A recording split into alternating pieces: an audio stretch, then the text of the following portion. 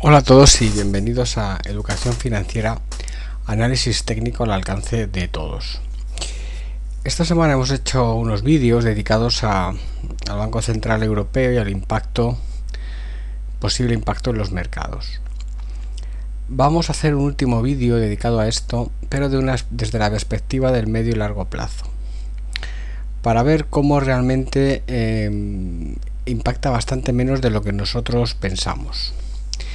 Este es un gráfico semanal del futuro de marzo del Nasdaq. Y cuando decimos que impacta menos de lo que nosotros pensamos, lo tenemos en este gráfico semanal.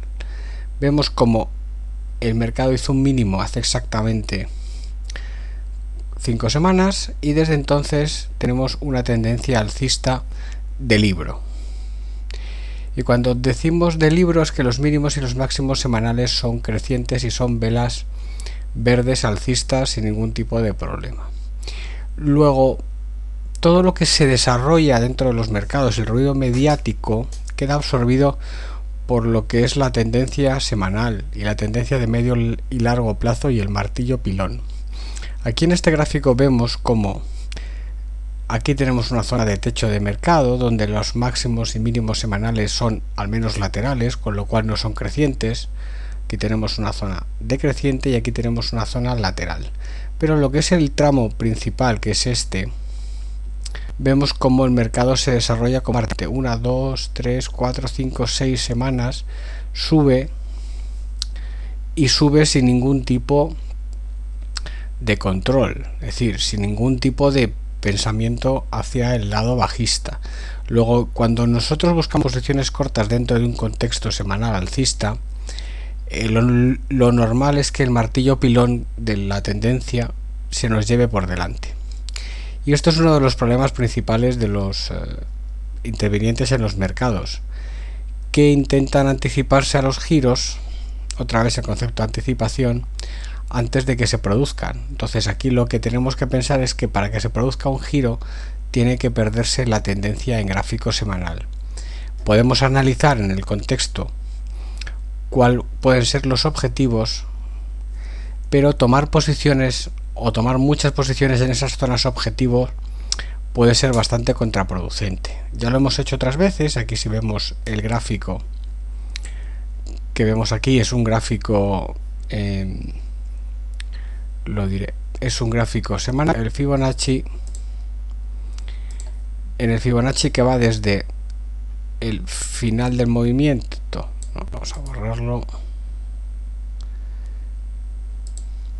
que va desde el final del movimiento, que es aproximadamente aquí, hasta el inicio, que lo tenemos aquí en el 4375 o aquí en el 4400 aproximadamente. En cualquiera de estos dos niveles sería el retroceso del 0,618 entre 4375 y 4400. Podemos pensar que lleva 2 semanas en dichos entornos. Hoy, esta semana, tiene un mínimo superior a la semana anterior y un máximo ligeramente superior y prácticamente igual al máximo de finales de inicios de noviembre del 2015. Lo que vemos es que lleva 2 semanas en una misma zona, prácticamente separado con muy pocos puntos. Luego, anticiparnos a un giro pues nos puede llevar a estar en posición corta durante mucho tiempo, a pensar que no sabemos si se va a poner corto o no, y hacer cosas, pues a perder el tiempo mientras el mercado sigue subiendo. ¿Por qué? ¿Y por qué decimos que sigue subiendo? Sigue subiendo porque el mínimo de esta semana es ligeramente superior, ligeramente, bastante, aproximadamente unos 40 puntos al mínimo de la semana anterior. Luego nada ha cambiado, estamos en un contexto alcista, ha habido unas declaraciones del Banco Central Europeo que han seguido subiendo el mercado y lo único que ha hecho es refrendar la tendencia. Esto, cuando lo veamos en perspectiva dentro de varios meses y no sepamos qué es lo que ha pasado internamente, lo único que veremos es una continuidad alcista similar a la continuidad alcista de las tendencias previas. Además, también estamos viendo cómo la volatilidad a nivel semanal está en ligero descenso. Entonces, posiciones cortas, ¿cuándo? Bueno, pues tiene que pasar tiempo, tendría que tener otra vela semanal un poquito más pequeña y hacer una pérdida similar a esta. Pero todavía queda bastante tiempo. Es decir, deberíamos de ver una vela semanal cerrando, en este caso en la parte baja, y no cerrando en la parte alta. Con lo cual podemos presuponer que la próxima semana va a ser una semana alcista. O al menos no va a ser una semana bajista. ¿Por qué?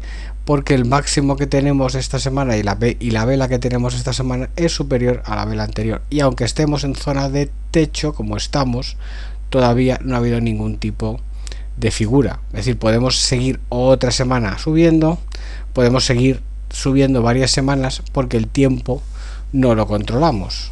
Y girar, pues no sabemos cuándo. Incluso podemos volver otra vez a los máximos previos y con una pauta semanal de mínimos y máximos relevantes crecientes sin ningún tipo de justificación. Es decir, aprovechar la tendencia alcista, que es la que está teniendo, y hasta que no se produzca un giro a nivel semanal no deberíamos de hacer nada.